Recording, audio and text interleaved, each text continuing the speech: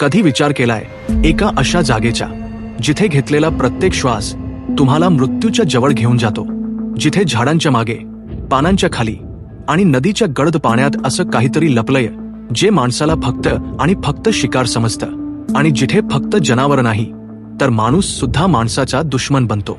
हे आहे ॲमेझॉन जंगल. 55 लाख किलोमीटरमध्ये पसरलेलं जगातील सर्वात मोठं, सर्वात रहस्यमय आणि धोकादायक जंगल. आजही या जंगलात अशा काही आदिवासी जनजाती राहतात ज्यांना ना मोबाईल माहीत आहे, ना इंटरनेट, ना कुठला कायदा. त्यांच्यासाठी तुम्ही आणि मी फक्त एक अनोळखी शिकार आहोत. आज आपण भेटणार आहोत अशा 10 जमातींना जे माणसाचं मुंड कापून त्याची ट्रॉफी बनवतात, जे आजही माणसाचं मांस खातात आणि जे चेतावणी न देता विषारी बाण मारतात. तयार राहा, कारण हा प्रवास तुम्हाला अशा कोपऱ्यात घेऊन जाणार आहे जिथे जिंदगीचा अर्थ फक्त एकच आहे, सर्व्हायव्हल. चला सुरू करूया. ॲमेझॉनच्या अशा भागात जिथे सूर्यप्रकाश सुद्धा जमिनीपर्यंत पोहोचत नाही, तिथे राहते मॅट्सस नावाची जमात. यांना फ्रॉग वॉरियर्स म्हणतात. का? कारण हे लोक बाणावर असं विष लावतात जे एका मिनिटात माणसाला पाडू शकतं. हे विष एका दुर्मिळ हिरव्या बेडकापासून काढलं जातं. एक किस्सा असा आहे की एक डॉक्युमेंटरी टीम तिथे गेली होती.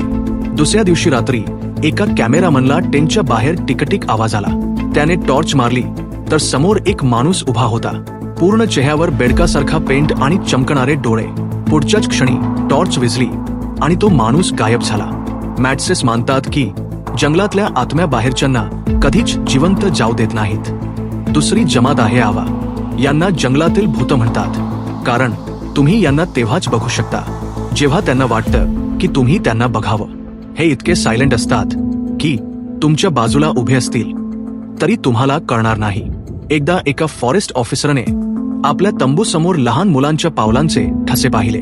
त्याला वाटलं एखादा प्राणी असेल, पण दुसऱ्या दिवशी ते ठसे थेट त्याच्या बेडपर्यंत आले होते. त्या रात्री त्याला स्वप्नात एक काळा रंग फासलेला माणूस दिसला ज्याच्या हातात सुरा होता. सकाळी उठून पाहिलं तर सामान अस्ताव्यस्त होतं, पण त्याच्या शरीरावर एकही ओरखडा नव्हता. ती एक वॉर्निंग होती की इथून निघून जा. तिसरी जमात आहे यानोमामी. यानोमामी हे लोक सूर्यप्रकाश नसलेल्या भागात राहतात, पण यांची सर्वात भयानक गोष्ट म्हणजे त्यांची अंत्यसंस्काराची पद्धत. जेव्हा यांच्यात कोणी वारतं तेव्हा ते त्याचं शरीर जाळतात, पण त्या अस्थी राख नदीत विसर्जित करत नाहीत. ते त्या राखेचं आणि केळ्याचं सूप बनवतात आणि ते सूप घरची लोक पितात. का? कारण त्यांचा विश्वास आहे की असं केल्याने मेलेल्या माणसाची आत्मा त्यांच्या शरीरात जिवंत राहते. आपल्यासाठी ही गोष्ट किळसवाणी आहे, पण त्यांच्यासाठी हे अमर प्रेम आहे. चौथ्या नंबरवर आहे शुअर जमात. यांचं नाव ऐकलं की जुन्या लोकांचा थरकाप उडायचा, कारण यांची ओळख आहे हेड श्रिंकिंग. हे लोक शत्रूला मारल्यावर त्याचं डोकं कापतात आणि एका गुप्त प्रक्रियेने ते डोकं संत्र्या एवढं लहान करतात. ही छोटी कवटी ते गळ्यात किंवा मंदिरात लावतात जेणेकरून शत्रूची आत्मा त्यांच्या गुलामगिरीत राहील. म्हणतात की जर बाहेरच्या माणसाने या कवटीला स्पर्श केला तर ती दुष्ट आत्मा त्या माणसाच्या मागे लागते. अनेक प्रवासी सांगतात की तिथून परत आल्यावर त्यांना रात्री कोपऱ्यात एक भयानक हसणारा चेहरा दिसतो. पाचवी जमात आहे कुना. हे दिवसा दिसतात आणि रात्री गायब होतात. यांची मुलं वयात आल्यावर त्यांना एका अंधाया खोलीत एक महिना बंद ठेवलं जातं, जिथे ना सूर्यप्रकाश असतो ना हवा. यांची शिकार करण्याची पद्धत एकदम वेगळी आहे. जर तुम्ही यांच्या हद्दीत गेलात तर आधी सगळं शांत असेल आणि अचानक बांबूच्या बासरीचा आवाज येईल. हा आवाज संगीत नाही तर मृत्यूची घंटा असते. जर तुम्ही पळाला नाहीत तर टिकुनाचे योद्धे सावलीसारखे तुमच्या आजूबाजूला उभे राहतील, कोणताही आवाज न करता. सहावी जमात आहे वारी. ब्राझीलच्या जंगलातील ही जमात नरभक्षक म्हणून ओळखली जाते, पण हे शत्रूला नाही तर स्वतःच्याच मेलेल्या नातेवाईकांना खातात.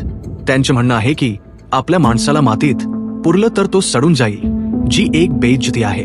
त्यापेक्षा त्याला खाऊन आपल्या शरीराचा भाग बनवलं तर तो कायम जिवंत राहील.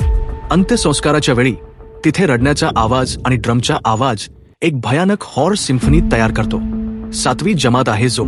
हे लोक खालच्या ओठात एक मोठं लाकूड घालतात, पण भीती त्या लाकडाची नाही, त्यांच्या वागण्याची आहे. जेव्हा तुम्ही त्यांच्या गावात जाता तेव्हा तुम्हाला वाटतं की कोणीतरी तुमच्यावर लक्ष ठेवून आहे, पण कोणी दिसत नाही. हे लोक आपल्या सावजाचा पॅटर्न अभ्यासतात. दिवसभर ते लपून राहतात आणि रात्री जेव्हा तुम्ही झोपलेले असता तेव्हा तुमचा कॅम्प साफ होतो.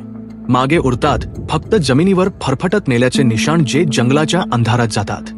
8वी जमात आहे टार्निया. हे लोक वर्षातून एकदा एक भयानक उत्सव साजरा करतात. यात पुरुष मोठे भयानक मुखोटे घालतात, ज्यांना डोळे नसतात, फक्त काळ्या पोकळ खाचा असतात. म्हणतात की त्या रात्री जो कोणी या मुखोट्यामागचा खरा चेहरा बघतो तो दुसऱ्या दिवशीचा सूर्य बघू शकत नाही. अनेक संशोधकांनी हे रेकॉर्ड करण्याचा प्रयत्न केला, पण फुटेजमध्ये फक्त ब्लॅक स्टॅटिक दिसलं. जणू काही त्या रात्रीचा पुरावाच कोणी मिटवून टाकलाय. 9व्या नंबरवर आहे याग्वा. हे पेरू आणि कोलंबियाच्या सीमेवर राहतात. यांच्याकडे एक साधी दिसणारी बांबूची नळी असते बलोगन, पण त्यातून सुटलेला बाण आणि त्याला लावलेलं क्युरर विष एका श्वासात माणसाचा खेळ खल्लास करतं. रात्रीच्या वेळी हे लोक चेहऱ्यावर लाल रंग फासून फिरतात. एक जुना शिकारी सांगतो त्याने रात्री एक हलकासा फू असा आवाज ऐकला आणि बाजूचा एक मोठा प्राणी जागीच मेला. त्याने मागे पाहिलं तर जंगलात कोणीच नव्हतं. आणि शेवटची 10वी जमात कोरुबो. यांना बाण किंवा विषाची गरज नाही. यांच्या हत्यार आहे एक मोठी लाकडी गदा, जी एका फटक्यात माणसाचं डोकं खोडू शकते. हे लोक बाहेरच्यांना फक्त मारत नाहीत तर ओढत जंगलात घेऊन जातात. स्थानिक लोक सांगतात की रात्रीच्या वेळी जंगलात ठक ठक असा लाकडावर मारल्याचा आवाज येतो. ती एक वॉर्निंग असते की पुढचा नंबर तुमचा आहे. तर मित्रांनो, अमेझॉनच्या या हिरव्या नरकात या 10 जमाती आजही आपलं अस्तित्व टिकवून आहेत. यापैकी तुम्हाला सर्वात खतरनाक आणि भयंकर जमात कोणती वाटली? कमेंटमध्ये नक्की सांगा. जर तुम्हाला हा थरारक प्रवास आवडला असेल तर व्हिडिओला लाईक करा आणि चॅनलला सबस्क्राईब करायला विसरू नका. भेटूया पुढच्या व्हिडिओमध्ये एका नवीन रहस्यासोबत. धन्यवाद.